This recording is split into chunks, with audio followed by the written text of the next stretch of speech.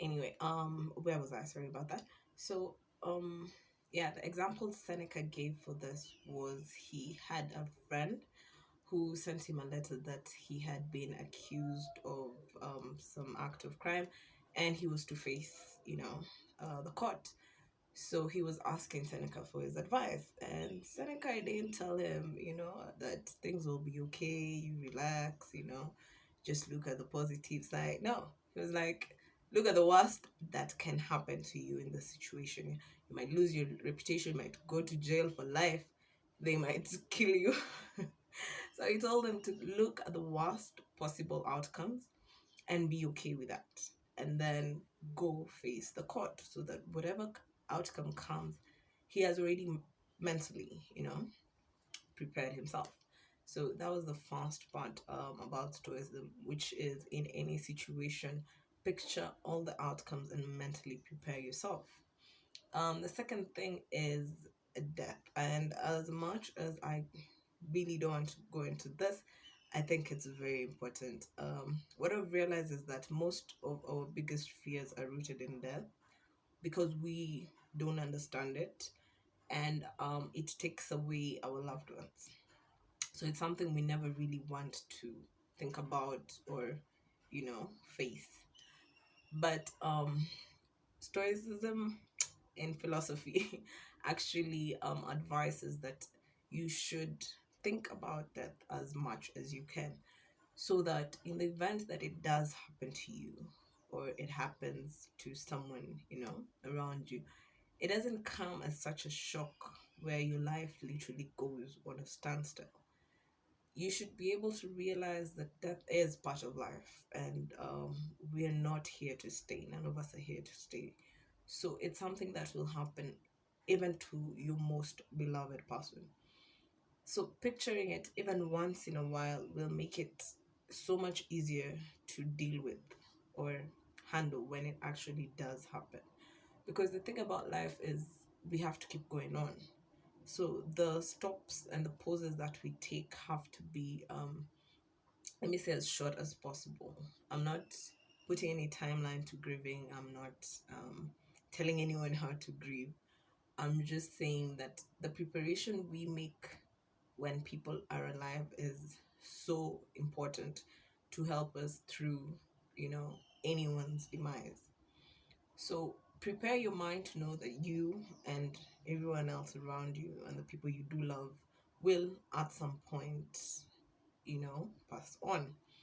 And knowing that makes it so much easier to even take in the news when someone calls you or someone texts you, because you will have already prepared your mind that this is something that is part of life and it will at some point happen. I'm not saying we don't grieve, I'm not saying we, don't um, let out our emotions as we should. I'm just saying that that knowledge not that we're not here to stay should loom somewhere in our minds. Yeah, it actually makes you treat people a bit better. You want to spend more time with people.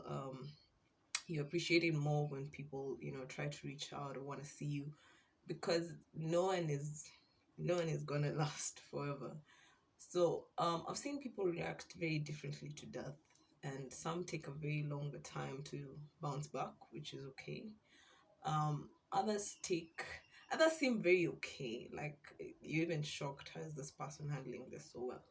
I think it's the whole just being aware, because in the newspapers we have the, what is this, the death announcements. Yeah, we have the death announcements. You pass through the newspaper every day, on social media every day you see death announcements.